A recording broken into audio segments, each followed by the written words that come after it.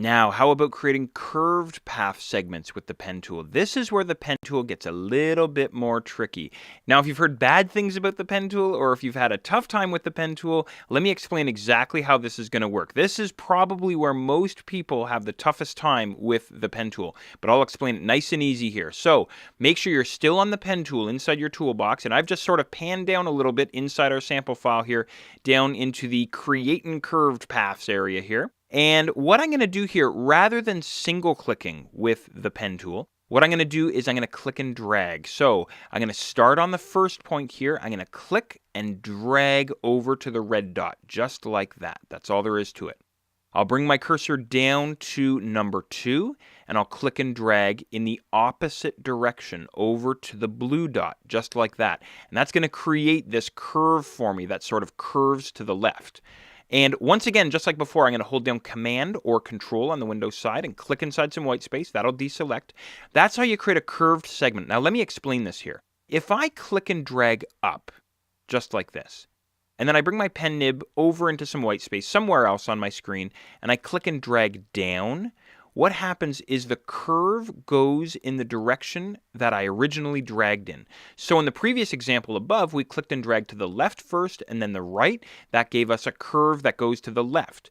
So if I were to come down here and click and drag a second time, you can see my results there. So that's the idea with your curved segments. It just takes a little bit of practice, a little bit of hands-on time.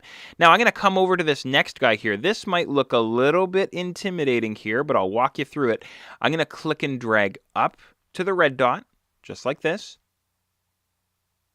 I'll bring my pen nib over to number 2.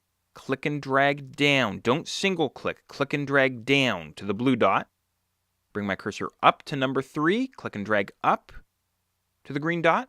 And then finally number 4. Click and drag down to the yellow dot. Just like that. That's all there is to it. I'll just control click or command click here on the Mac inside some white space. That'll deselect. And there we are. There's our swoopy curve line. Okay, one more here for our curved paths. We have an oval here, or a circle. So this is creating a closed object with curved segments here with the pen tool. And they're actually pretty easy to do once you get the hang of it. I'm going to click and drag up on number 1, up to the red dot. And I'll bring my pen nib over to number 2. Click and drag down, just like before, right? No big deal. Down to the blue dot. Now, how do I finish this guy off? I'm going to bring my pen nib back over to number 1. There's the donut beside my pen tool, right? If I click and drag up again, that will give me that bottom path segment, thus closing off my shape or finishing off my shape. And one more time, I'll control or command click away to finish that guy off. So when you're doing curved closed objects, again, it's the same idea. Just make sure that you bring that cursor, that pen nib, back over top of the closing anchor point. And go ahead and click and drag there. And that will close off your shape there. That's all there is to it. Thank you all for watching. Hey class, if you like this video, please click like below and subscribe to this channel. Also, like us on Facebook and follow us on Twitter.